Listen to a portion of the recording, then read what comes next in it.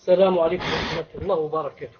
إن الحمد لله نحمده ونستعينه ونستغفره ونعوذ بالله من شرور أنفسنا ومن سيئات أعمالنا.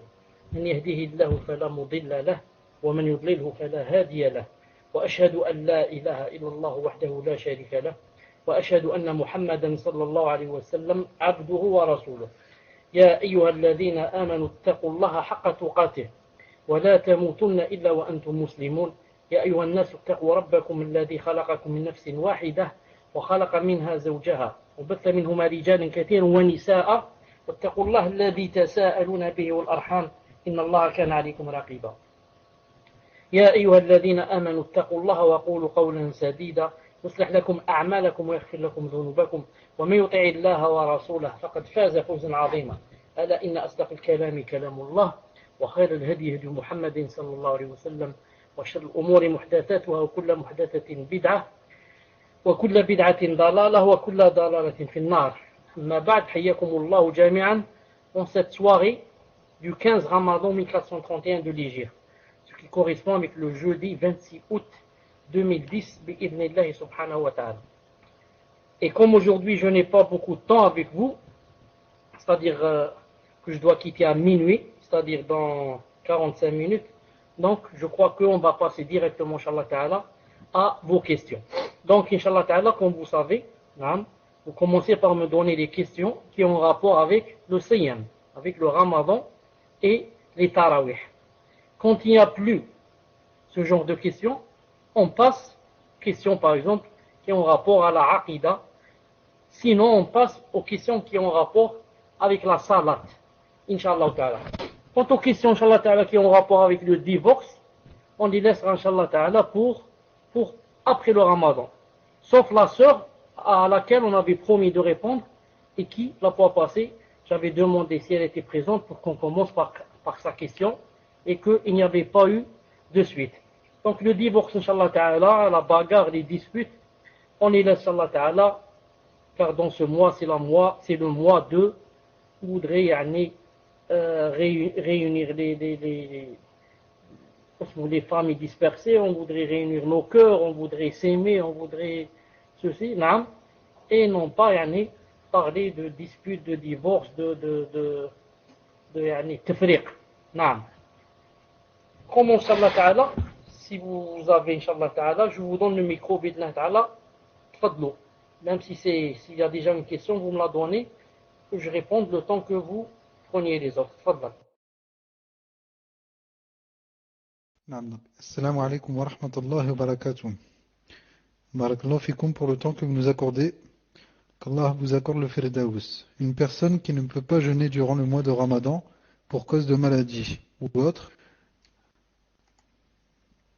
doit-elle nourrir 30 personnes ou une seule personne suffit? Tfadal Cheikh. Pour l'instant, on répond question par question, car je n'ai pas trouvé le stylo. Il était devant moi, je ne l'ai pas trouvé pour noter 5 questions. Le temps que je le trouve, Inch'Allah Ta'ala, je réponds vite, je dis, elle doit, comme dit Cheikh Ibn Uthaymin rahimahullah, elle doit nourrir 30 personnes différentes. 30. Ce n'est pas une seule personne. Mais Cheikh rahimahullah a dit, sauf dans le cas où il n'y a plus, il n'y a aucune personne, là c'est la fin du monde, il y a seulement cette personne qui reste ici dans le quartier. Dans ce cas, je la nourris elle. Sinon, je dois nourrir 30. Voilà, Inch'Allah Ta'ala, la réponse. Fadla. Donc de préférence, Inch'Allah, envoyez-moi les questions sur le Siyam ou sur le Tarawih, comme le Cheikh a dit. Donc pour l'instant, je n'ai pas beaucoup de questions.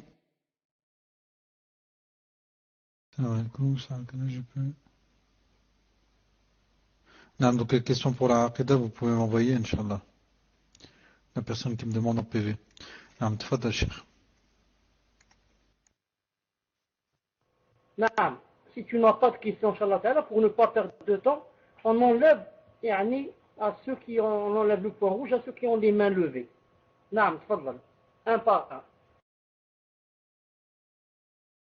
un. Cheikh, donc est-ce que pour l'instant, puisque là j'ai quelques questions sur le site, est-ce que pour l'instant je ne fais pas la différence entre le Siyam et les autres? Là j'en ai une, Inch'Allah, sur le site Assalamu alaikum wa rahmatullahi wa barakatuh. J'emmène mon fils de 2 ans chaque soir pour Tarawih, alhamdulillah. Mais il arrive parfois que je doive l'emmener uriner. Je dois refaire retourner faire Tarawih, sachant que je lui lave ses parties directement avec mes mains. Fikum. Tfadal Cheikh. Je n'ai pas bien entendu la question, mais si la sœur demande, si elle doit refaire des ablutions pour lui avoir touché ses parties intimes, je lui dis qu'elle ne refait pas les ablutions. Car toucher les parties intimes l'âme de son enfant n'annule pas les ablutions, comme dit Cheikh Ibn Uthaymin, rahimahullah, surtout à cet âge-là. Naam, tfadlan. Donc j'ai ouvert mes PV, Inch'Allah. Donc les personnes qui lèvent la main, Inch'Allah, posez-moi directement vos questions en PV. Barakallahu fikum. Assalamu alaikum. Qu'Allah vous préserve. Est-ce que pour avoir la récompense de Laylatul Qadr, ils vont veiller toute la nuit à partir du Isha? Barakallahu fikum. Jusqu'à le Fajr. Tfadal Cheikh. Wa alaykoum salam wa rahmatullahi wa barakatuh. Laylat al-Qadr, il faudrait, on ne pourrait pas avoir les récompenses de Laylat al-Qadr si on est en train de dormir. C'est normal, c'est pourquoi on devrait quoi? On devrait être éveillé. Ce n'est pas une condition nécessaire de veiller toute la nuit, mais c'est bien de veiller, par exemple, au moins le dernier tiers de la nuit. Ce n'est pas obligé de veiller toute la nuit, mais au moins être présent, être conscient, du moins à partir de la moitié de la nuit ou le dernier tiers, bi'idnillahi ta'ala. Fadlan. Assalamu alaikum. La femme qui allait peut-elle jeûner ou pas? De même pour la femme enceinte. Quel est leur cas? Barakallahu fikum, Cheikh. Wa hayyakum Allah. Tfadal Cheikh. Donc Samat, il y avait des coupures, j'ai pas bien entendu.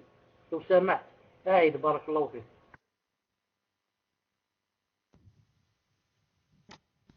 Naam Cheikh, dites-moi si vous m'entendez clairement, Inch'Allah. Dites-moi si le son est clair, sans coupure. Alhamdulillah. Assalamu alaikum. La femme qui allait peut-elle jeûner? De même pour la femme enceinte. Quel est leur cas vis-à-vis de l'islam? Barakallahu fikum, Cheikh. Wa hayyakum Allah. Tfadal Cheikh. Écoute, Muslim, ce que j'ai entendu moi, et tu dis si c'est comme ça. La femme peut-elle jeûner de même que la femme enceinte? C'est ce que j'ai entendu. Qu'est-ce que ça veut dire la première phrase? La femme peut-elle jeûner? Quelle femme? Ensuite tu as dit la femme qui allait. D'accord. J'ai pas entendu le mot allaiter. Subhanallah, il ne m'est pas arrivé. Donc la femme qui allait et celle qui est enceinte, si elles peuvent jeûner, elles jeûnent. Non. Mais si elles ne peuvent pas, parce qu'elles ont peur pour elles, ou bien pour le bébé, alors elles ont la permission de ne pas jeûner, et après le ramadan, soit elles rattrapent, comme disent la plupart des savants, soit au lieu de rattraper, elles nourrissent pour chaque jour manger un pauvre, comme c'est l'avis du Cheikh Al-Albani, rahimahullah. Fadlan. Question suivante. Assalamu alaikum wa rahmatullahi wa barakatuh. Dans la mosquée où je prie, il y a 2 tableaux accrochés au mur. Sur l'un est inscrit Allah et sur l'autre Mohammed. J'ai écouté un cours de Cheikh Al-Qahtani où il disait d'une part que c'était une innovation d'inscrire les noms d'Allah dans les mosquées et d'autre part que c'était un shirk car c'est mettre à égalité Allah et son prophète. Est-ce permis de prier dans cette mosquée? Suis-je dans l'obligation de leur montrer la vérité? Si oui, comment faire? Wa jazakumullahu khairan. Tfadal Cheikh. Naam, c'est permis de prier dans cette mosquée et je ne connais aucun savant qui a dit qu'il n'était pas permis de prier dans une mosquée où il y a des cadres, où il y a Allah, où il y a son prophète sallallahu alayhi wa sallam. Même si c'est une bid'a d'accrocher des cadres pareils, et même si c'est du shirk lorsqu'on les accroche au même niveau. Au même niveau, on met Allah et on met Rasul sallallahu alayhi wa sallam. Quant à, suis-je obligé de leur montrer la vérité? Si, je dis oui, si tu sais qu'ils vont t'entendre. Si tu sais que tu as la bonne parole, et tu as le bon comportement, et que tu as une bonne façon de parler, et de faire arriver le message, avec douceur, avec sagesse, fais-le, Inch'Allah Ta'ala. Soit qu'ils acceptent ou qu'ils n'acceptent pas. Dans les deux cas, tu seras, Inch'Allah Ta'ala, récompensé. Mais si tu vas leur dire d'une façon qui va faire la fitna, là tu vas te lever en plein milieu de la mosquée, et de dire, oh vous les mouchrikoun, vous, les associateurs, les pervers, qui faites ceci et cela, et tu commences à crier. Ensuite c'est la fitna, la bagarre, et les coups de tête. Dans ce cas, je te conseille de ne pas dire, ce n'est plus obligé pour toi de le dire. Donc voilà, il faut voir, Inch'Allah Ta'ala, si, Inch'Allah, tu peux le dire avec hikmah, sagesse, douceur, gentiment, seul toi, imam, ou bien seul toi, et le responsable de la mosquée, en tête à tête, avec hikmah et douceur et gentillesse. S'il accepte, alhamdoulilah, s'il n'accepte pas, tu as fait devant Allah Ta'ala ce qu'il fallait faire. Fadlan. Pour les personnes qui me demandent de passer des questions sur le mariage, avec mentionner que c'est urgent, etc., comme le cheikh a dit, ces questions ne passeront uniquement lorsqu'il n'y aura plus de questions sur le siyam, sur la aqidah, etc. Barakallahu fikum. Question suivante. Salam alaikum. Nous savons que faire le dhikr, c'est toujours avec sa main droite. Mais y a-t-il un ordre spécial dans la main droite? Par exemple, du petit doigt, direction l'index, ou l'index, direction le petit doigt. Barakallahu fikum, cheikh. Naam, c'est comme tu as dit pour les questions. On a dit qu'il y avait un ordre, Inch'Allah Ta'ala, à respecter. Sauf j'ai dit, pour la sœur à laquelle on avait promis, et qui la fois passée, on avait demandé, et je crois qu'elle n'était pas présente avec nous. Naam. Pour la réponse à la question de cette question-là, il n'y a rien dans la sunna qui montre comment faire le dhikr et par quel doigt commencer, si ce n'est avec la main droite. Si ce n'est avec la main droite. Il n'y a aucun hadith qui dit on commence par le petit doigt, on termine par le pouce, mais on commence par le pouce, on termine par le petit. Al-Muhim, tu utilises ta main droite comme tu veux, bi'idhnillah ta'ala, pour arriver à ne pas te tromper et à compter sans faire de faute, incha'Allah ta'ala. Tfadlal. Donc, question suivante. Salam alaikum, shaykhuna. Ma question concerne le salat tarawih. À cause des pertes blanches très fréquentes, je fais le wudu avant chaque salat pour le tarawih. Je fais le wudu un peu avant d'aller à la mosquée, mais comme les prières sont longues, il m'arrive de ressentir des pertes. Cela annule-t-il mes ablutions? Dois-je arrêter la salat et refaire le wudu et donc ne pas prier avec l'imam une ou deux salats surérogatoires? Barakallahu fikum. Tfadal cheikh. Naam, la règle, c'est que toute personne qui a une incontinence d'urine, ou alors incontinence de gaz, ne peut pas se contenir, ou bien incontinence de perte blanche pour la femme. Dans ce cas, elle se suffit à faire une seule fois les ablutions, à condition qu'elle retarde les ablutions jusqu'à la dernière minute. Ensuite, elle fait ses ablutions et là, elle rentre dans la salat. Maintenant, si elle a des pertes, elle continue et ne refait plus les ablutions jusqu'à terminer la salat bi'idhnillahi ta'ala. Naam. Fadlal. Assalamu alaikum wa rahmatullahi wa barakatuh. Samedi dernier, vous aviez parlé de la prière ratiba après salat al-Isha. Vous disiez que si l'imam enchaînait directement avec tarawih, on pouvait faire la salat ratiba, mais je n'ai pas compris à quel moment. Pourriez-vous le réexpliquer, Inch'Allah, et quelle sourate réciter? Barakallahu fikum. Tfadal Cheikh. Naam, j'avais dit que lorsque l'imam ne nous donne pas l'occasion de faire salat ratiba, qu'on appelle shifa, juste après salat al-Isha, et qui fait partie des 12 rak'at, que si la personne fait toujours, Allah Ta'ala va lui construire une maison dans le paradis. Dans ce cas-ci, l'imam, juste après salat al-Isha, il enchaîne directement et commence les tarawih. Il ne m'a pas donné l'occasion de faire ces 2 rak'at qui viennent juste après salat al-Isha. Donc qu'est-ce que je fais? Je choisis entre les 2 avis qui vont venir, et le deuxième avis est le meilleur pour moi. Le premier avis qui dit que les 2 premières rak'at du tarawih, tu vas les faire avec l'imam, avec la niya, que ce sont ces 2 rawatib que tu es en train de rattraper. Et le deuxième avis qui est le meilleur, dit que tu vas faire tarawih normal avec l'imam. Quand il termine, il fait salat al-witr, il termine. Là, tout le monde va aller chez lui. Qu'est-ce que tu fais toi? Alors tu te lèves et tu rattrapes les 2 salats de ce qu'on appelle la ratiba. Tu les rattrapes tout seul.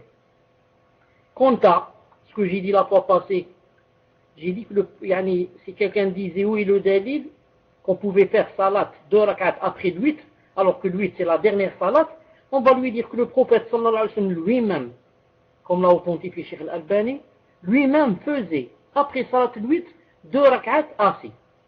Plusieurs fois, il s'asseyait et faisait 2 rak'at. Il lisait dans la première, Al-Fatiha et sorte Zalzala, Ida Zulzilatil Ardu Zilzalaha. Et dans la deuxième, Al-Fatiha et Qul Ya Ayyuhal Kafirun. Preuve que on peut faire salat après salat le 8. Et on va rattraper, mais on va rattraper debout et on n'est pas obligé de lire Zilzala ou Kafirun. Naam, mais c'est juste pour dire qu'on peut prier après le 8 de rak'at. Naam. J'espère que j'ai été clair, Inch'Allah Ta'ala. Tfaddal. Salam alaikum. Fait-il partie de la sunna que l'imam fasse une invocation après le recours de salat al-witr? Barakallahu fikum. Tfadal Cheikh. Il est de la sunna pour l'imam, naam, avant le recours. Avant.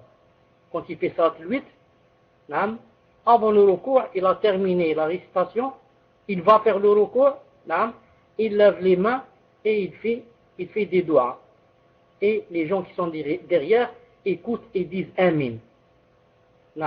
Il y a aussi de la sunna de faire cette doigt-là, ou bien ces doigts, après le recours. Quand il dit Sami Allahu liman hamida. Avant de se prosterner, il lève les mains et il fait aussi des doigts. Les deux sont permises et ont été faites par le prophète sallallahu alayhi wa sallam. Naam. Et demande s'il y a la sœur avec nous qui avait posé la question à laquelle on avait promis de répondre là, ça fait 15 jours. Tfaddal. Naam, donc si cette personne se reconnaît et qu'elle est présente, qu'elle vienne me voir, Inch'Allah. Moi je n'étais pas au courant, je n'étais pas là il y a 15 jours, je ne suis pas au courant de cette question. Donc, Inch'Allah, si elle est là, qu'elle se manifeste en PV. Barakallahu fikum. Question suivante. Assalamu alaikum wa rahmatullahi wa barakatuh. Pour la prière du shuruk, est-ce que l'homme doit obligatoirement la faire à la mosquée ou bien peut-il la faire à la maison? Quelle est la différence entre le shuruk et la salat duha? Est-ce qu'il y a une différence de récompense entre la faire à la maison et à la mosquée pour la femme et l'homme? Barakallahu fikum de votre patience. Qu'Allah vous récompense. Tfadal Cheikh.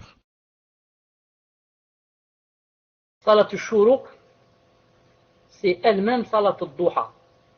Comme il y a un hadith authentique de Abdullah ibn Abbas et authentifié par Cheikh Al-Albani rahimahullah. Salat al-Shuruq. Vous savez, quand on est à la mosquée, pour celui qui fait Salat al-Subh, l'homme, qui fait par exemple avec les hommes, ou bien une femme aussi, si elle va à Salat al-Subh avec les hommes, comme au temps du prophète sallallahu alayhi wa sallam. Vous savez que les femmes allaient, au temps du prophète alayhi wa sallam, à la Salat du Subh et à la Salat de la Isha, à cause de la nuit, ou bien Salat al-Maghrib, à cause de la nuit. Al-Muhim. Maintenant, si quelqu'un va à Salat Subh et qu'après avoir terminé Salat Subh, il reste là-bas, dans la mosquée, ensuite, c'est le shuruq. Le shuruq, ça veut dire le soleil a fait son apparition. Après apparition du soleil, on doit attendre au moins 15 minutes. Chez d'autres, au moins 20 minutes. On attend un certain laps de temps et on fait 2 rak'at au moins. Ces 2 rak'at s'appellent salat shuruq et s'appellent aussi salat al-duha. C'est le début de salat al-duha. Si quelqu'un les fait comme ça, reste dans la mosquée jusqu'à les faire, vous connaissez le hadith, il dit comme Hajja wa Umrah avec le prophète sallallahu alayhi wa sallam, comme cela fait Hajja et Umrah avec le prophète sallallahu alayhi wa sallam, d'après le hadith de Tirmidhi, il a dit 3 fois. Et si quelqu'un les fait à la maison, il aura la récompense de Salat al-Duha. Il aura la récompense de Salat al-Duha, qui est aussi une grande récompense bi'idhnillahi ta'ala. Tfadlal. Ah, mes chers, donc la sœur s'est manifestée pour la question. Est-ce que vous vous rappelez de la question, cher? Puisque moi je n'étais pas là et je ne sais pas de quoi traiter exactement la question. Tfadal, cher. Naam, comme j'ai dit, je ne me rappelle pas en détail. Elle va t'envoyer la question. Et entre-temps, pour ne pas perdre de temps, pose-moi d'autres questions, Inch'Allah Ta'ala. Tfadlal. Naam, donc on laisse le temps de la rédiger, Inch'Allah. Je passe à la question suivante. Une question un peu délicate. Assalamu alaikum wa rahmatullahi wa barakatuh, cher. Qu'Allah vous accorde une belle part ici-bas et une encore plus belle part dans l'au-delà, ainsi qu'à vos descendants et à ceux que vous aimez fillah.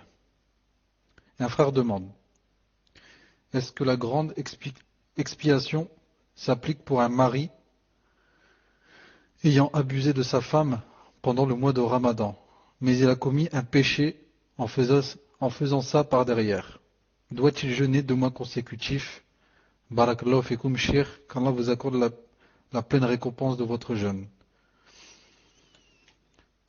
Amin, tfadal shir.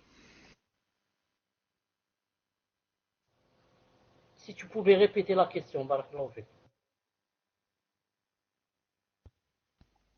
Naam, je répète, Inch'Allah, shir. Un frère demande, est-ce que la grande expiation s'applique pour un mari ayant abusé de sa femme pendant le mois de Ramadan, mais il a commis un péché en faisant cela par derrière? Doit-il jeûner 2 mois consécutifs? Barakallahu fikum shir. Tfadal shir. Naam, ce que j'ai lu moi, Inch'Allah Ta'ala, c'est qu'il doit jeûner 2 mois consécutifs. Que ça soit qu'il ait fait ça par devant, par derrière, ou qu'il ait fait ça sur une bête. Même sur un animal, il doit jeûner 2 mois consécutifs. C'est ce que j'ai lu. Wallahu subhanahu wa ta'ala a'lam. Quant à sa femme aussi, elle doit jeûner 2 mois consécutifs. Si elle l'a laissé faire, naam, mais s'il l'a forcé avec un couteau par exemple, qu'elle doit le laisser faire, dans ce cas, elle ne jeûne pas. Naam. Tfadlal. Naam, question suivante. Assalamu alaikum, Yeshir. Le fait de faire l'annonce et le takbir lors du sujoud tilawa pendant Tarawih en France est-il légiféré par la sunna? Barakallahu fikum. Tfadal shir. J'ai pas entendu, Barakallahu fik. Je répète, Inch'Allah. Le fait de faire l'annonce et le takbir lors du sujoud tilawa pendant Tarawih en France est-il légiféré par la sunna? Barakallahu fikum. Tfadal shir. Qu'est-ce que tu as compris à cette question, Barakallahu fik? En fait, ici, cher, en France, par exemple, s'il y a une sajda pendant la première raka'a de Tarawih, l'imam prévient avant qu'on rentre dans la salat, il dit il y aura une sajda dans la première raka'a ou bien dans la deuxième raka'a. Il nous prévient avant. Il demande donc si c'est légiféré par la sunna de nous prévenir qu'il va y avoir une sajda. Tfadal shir. Non, j'ai bien compris la question. C'est pas légiféré par la sunna. Par la sunna, on n'avertit pas. On ne dit pas attention, il va y avoir soujoud. Mais, non, on avertit les gens, on leur dit attention quand on dit méditez le Coran, barakallahu fikum. Et, non, comme ça, si vous méditez, quand il y a un soujoud, vous allez le remarquer. Vous allez le remarquer et, Inch'Allah Ta'ala, faire le soujoud avec nous. Donc, c'est pas la peine de les avertir. Bi'idnillahi subhanahu wa ta'ala.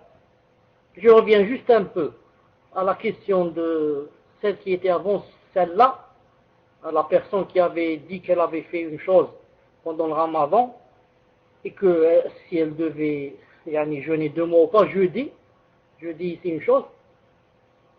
Regardez, quand quelqu'un est marié, avec par exemple, quand les deux personnes sont vraiment dans quoi? Dans la piété et ils ont la peur d'Allah Ta'ala, sont dans le minhaj, ils aiment Allah Subhanahu wa Ta'ala. Si l'un des deux fait une faute ou veut faire une faute, le deuxième, qu'est-ce qu'il fait? Le deuxième, il le corrige. Il le corrige. Donc ici, moi je dis, où est la responsabilité de la sœur? Où est la responsabilité de sa femme? Quand lui, classe, le shaitan lui est monté dans sa tête, il n'a pu plus se retenir. Et il a voulu passer au haram. Pas seulement le haram de faire un rapport, mais le haram de le faire de l'autre côté. De faire l'un des plus grands péchés. Où est le rôle de la sœur fillah? Où est le rôle de la femme, la pieuse, qui va lui interdire cette chose et se lever, et s'énerver, et aller chez ses parents, où est le rôle? C'est pour ça que je dis, quand il y a deux personnes qui vraiment sont dans la bonne voie, la même voie, si l'un se trompe, l'autre le corrige. Mais ce n'est pas, elle continue et lui ouvre le chemin. Allah yahdina. Tout ce que je dis pendant ce mot. Allah yahdina, Allah yahdihum, Allah yahdikum. Fadal. Non, cher, je ne sais même plus si je vous avais lu une question. Je pense que oui. Et je pense que vous avez pas répondu. Mais je ne me rappelle plus de la question que j'ai lue.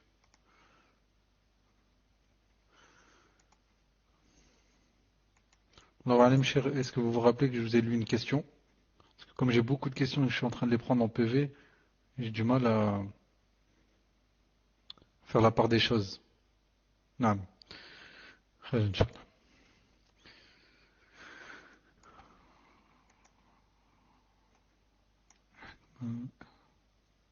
Assalamu alaikum wa rahmatullahi wa barakatuh, cher. Qu'Allah vous préserve et préserve votre famille. Pour la femme qui a accouché et qui a ses lochis, combien de temps doit-elle attendre avant de reprendre la salat? Naam. Tfadal, cher. Naam, donc je reprends la question. Assalamu alaikum wa rahmatullahi wa barakatuh, cher. Qu'Allah vous préserve ainsi que votre famille. Pour la femme qui a accouché et qui a ses lochis, combien de temps doit-elle attendre avant de reprendre salat et le jeûne? Et quelle est la règle si elle a encore ses lochis après ce terme et que c'est encore le ramadan? Barakallahu fikum, cher. Tfadal, cher. La femme qui a des lochis, il y a deux avis quand est-ce qu'elle doit commencer à prier, à jeûner. Certains disent elle ne peut pas dépasser 40 jours et d'autres comme Cheikh Ibn Taymiyyah et Ibn Uthaymin disent qu'elle peut aller jusqu'à 60 jours. Une seconde, Inch'Allah Ta'ala. Salam alaikum, est-ce que vous m'entendez? Alhamdulillah. Sauf, vous m'entendez bien? Vous m'entendez bien? J'ai envie de dire une chose. Vous m'entendez bien? Alhamdulillah. En fait, je reviens toujours à ce qui s'est passé au frère qui a demandé l'expiation pour avoir fait la sodomie. Non. Pour dire la vérité, ça m'a vraiment énervé cette question. Vraiment. Vraiment. Même j'ai pensé que j'ai dit je ferme le salon et je pars. Tellement ça m'a énervé.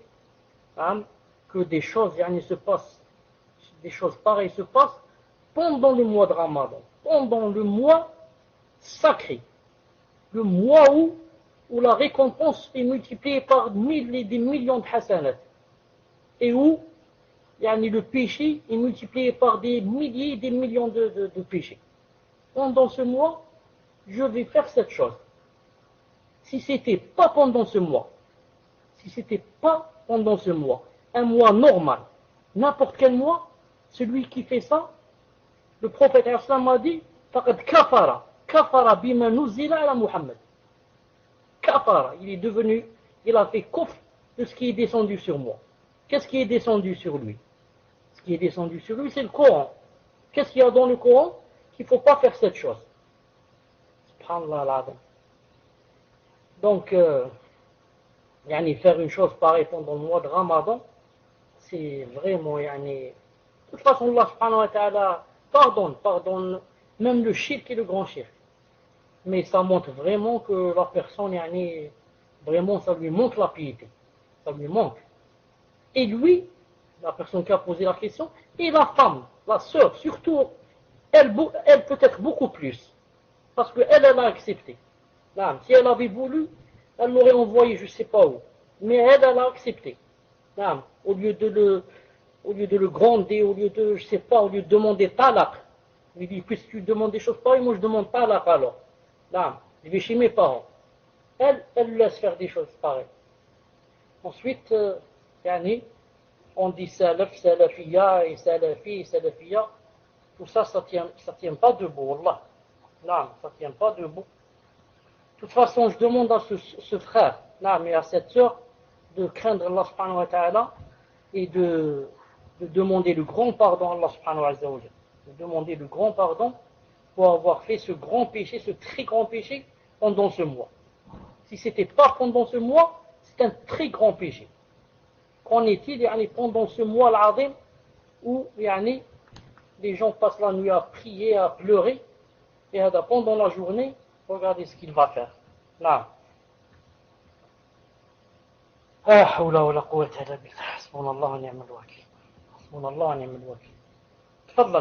Qu'est-ce qu'on disait? Répète la question, barakallahu fik. Non, cher ça, Afwan, parce que déjà cette question, j'ai vraiment hésité avant de la passer. Khair, Inch'Allah, j'aurais pas dû la passer. Question suivante, Inch'Allah. Tfadal, Cheikh. Mais justement, la ghalb, il faut la passer aussi. Si tu la passes pas, cette personne, comment qu'elle va faire? Elle ne sait pas ce qu'elle doit faire. Et elle ne sait pas peut-être qu'elle a fait un très grand péché.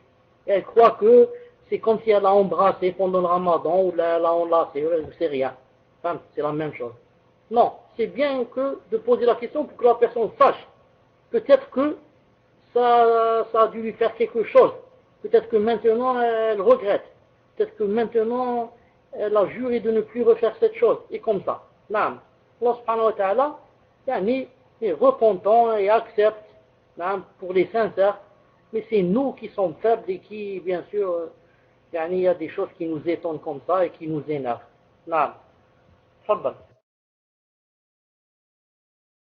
Naam, Cheikh. Khair, Inch'Allah. Donc là, cher, je vais vous poser deux questions, Inch'Allah. Une question sur le Tarawih et la question de la sœur qui vous a posé la question la dernière fois. Donc un frère demande, Salam alaikum, ma femme peut-elle faire le Tarawih en se plaçant devant mes enfants en mon absence, tout en sachant que la mosquée est loin? Et là donc je lis la question de la sœur. Je suis une sœur de France, je me suis mariée il y a presque 3 mois. Avec un frère du Maroc. On s'est marié par téléphone et le mariage n'a pas été consommé. Ce frère est déjà marié avec une première épouse. Il m'avait dit que sa femme était au courant qu'il voulait une seconde femme et qu'elle était d'accord. Or, ce n'est pas le cas. Quand il a dit ça à sa femme, qu'il s'est remarié, elle lui a fait la guerre et a même fait des trucs graves. Sa mère aussi lui a fait la guerre.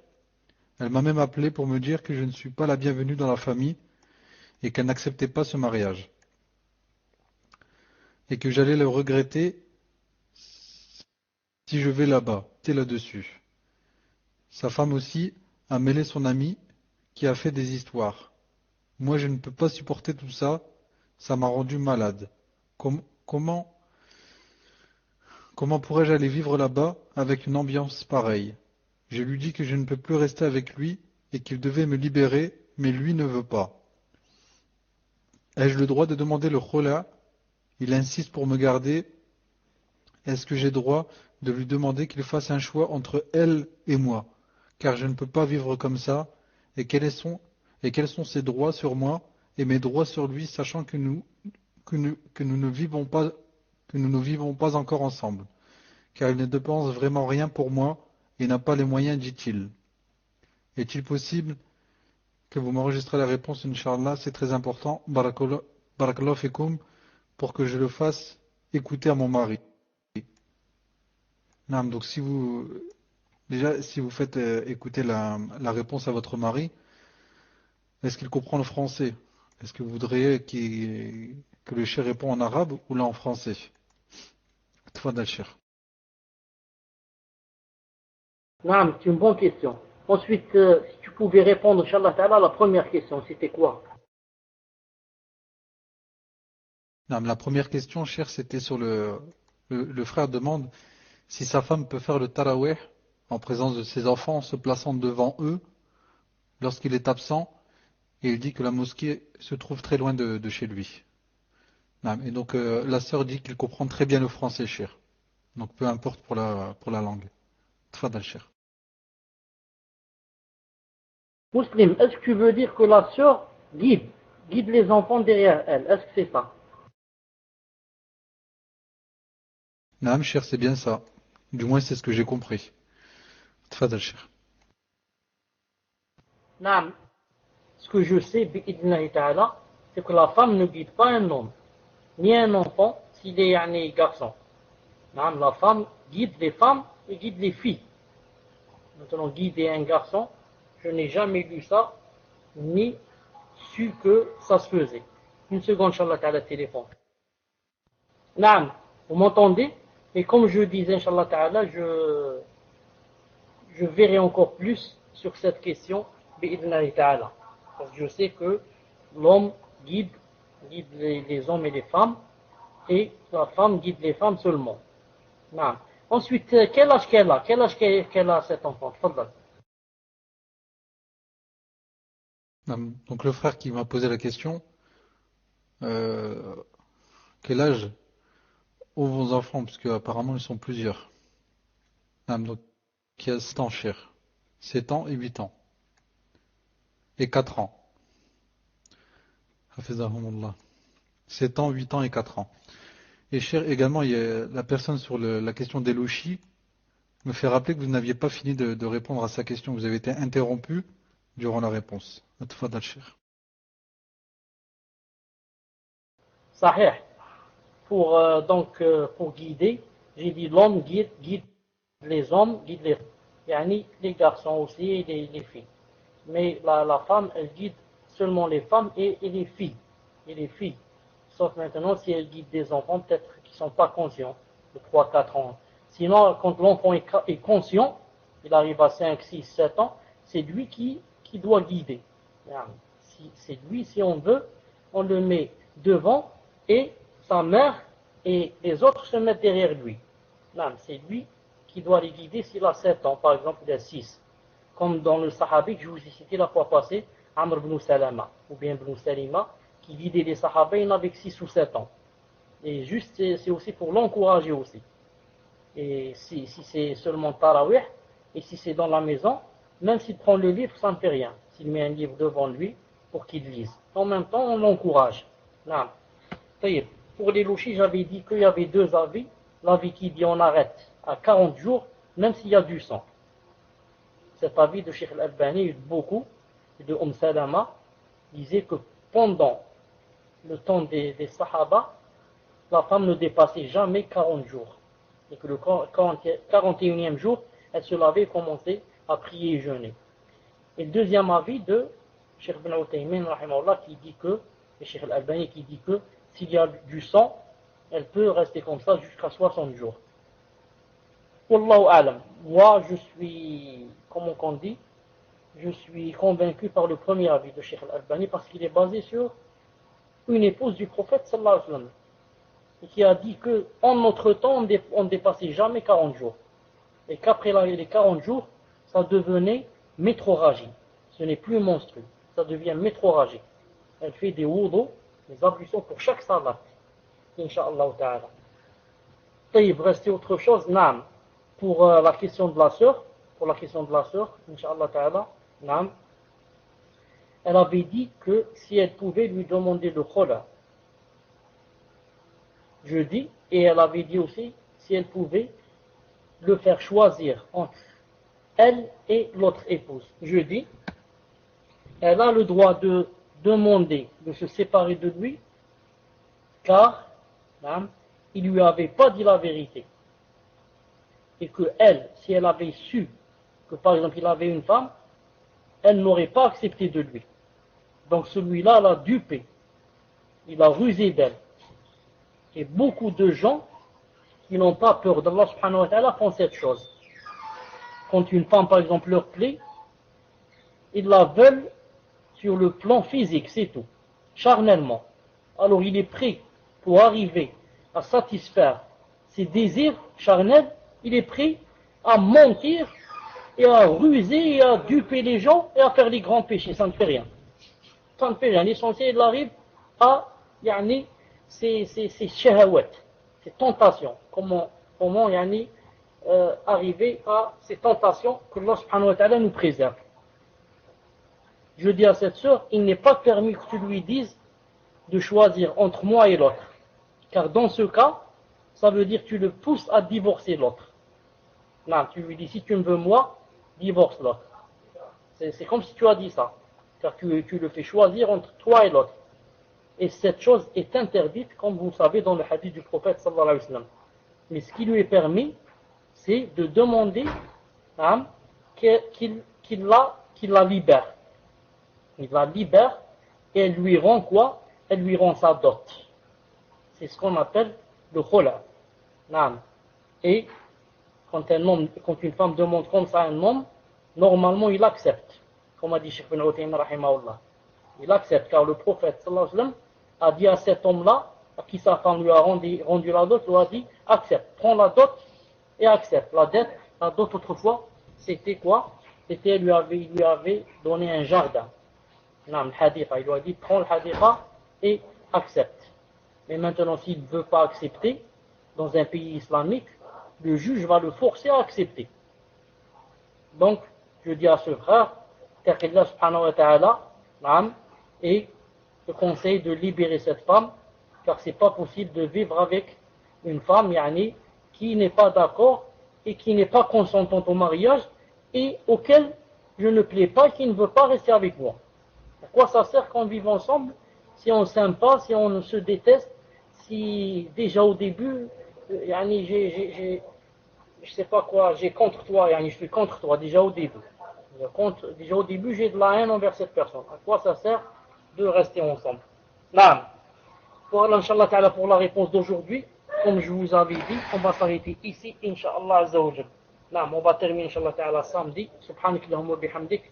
Ashhadu an la ilaha illa ant, astaghfiruka wa atubu ilayk. Assalamu alaikum wa rahmatullahi wa barakatuh. Fikum barakallah.